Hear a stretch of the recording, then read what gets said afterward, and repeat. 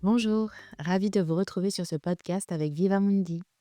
La beauté d'une langue tient à sa musicalité, sa structure, mais aussi sa richesse sémantique. Enrichissons-nous donc aujourd'hui d'un mot intraduisible. Plutôt que de jalouser les langues étrangères, laissons s'envoler notre imagination et notre vocabulaire. Pour notre septième envol et notre septième définition, je vous propose un mot italien plaisant et paresseux, aussi doux et délicat qu'un début de sieste. Abiocco. A-B-B-I-O-C-C-O. Abiocco. Êtes-vous gourmand? Appréciez-vous les bons petits plats, la générosité de l'assiette, le fromage et le dessert? Nos amis italiens ne sont pas étrangers aux douceurs de la vie. Et cette dolce vita passe bien évidemment aussi par l'estomac. Mais que se passe-t-il une fois le repas terminé? Les verres sont vides, les assiettes préalablement saucées reposent mollement au fond de l'évier. Et vous, au fond de votre fauteuil.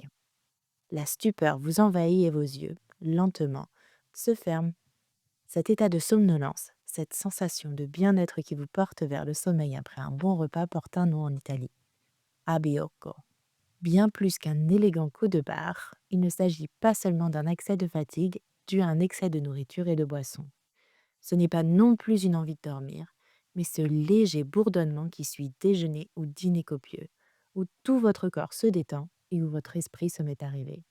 Dérivé de Kyoka, nom donné à une poule quand elle se met à couver, on retrouve dans Abioko une forme de tendresse exclusive, toute maternelle.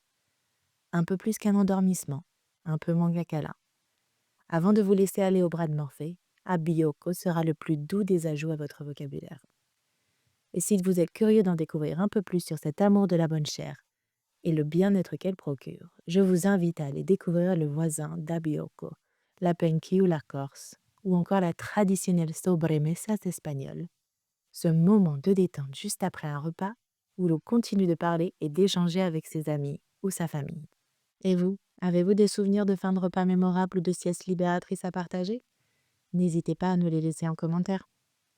Et voici pour ce mot hebdomadaire, en espérant que vous saurez l'intégrer à votre routine ou votre conversation.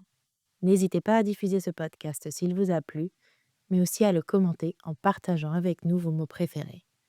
À bientôt pour un nouvel envol, pour que vive ce mot et toutes les langues avec Viva Mundi.